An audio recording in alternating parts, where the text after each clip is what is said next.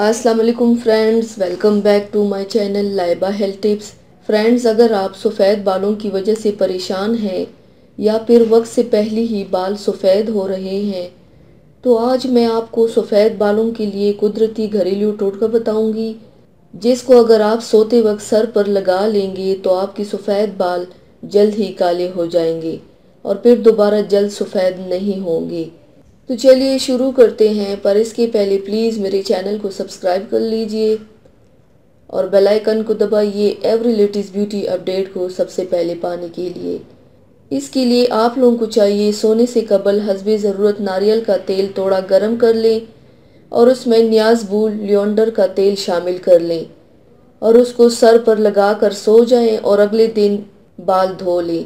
ये अमल रोज़ाना कुछ दिनों तक करें, इंशाल्लाह बाल काले होना शुरू हो जाएंगे। तो व्यूवर्स, थैंक्स फॉर वाचिंग। मेरी वीडियो को लाइक और शेयर ज़रूर कीजिएगा। मिलते हैं एक और नई वीडियो में, तब तक के लिए अल्लाह हाफिज़।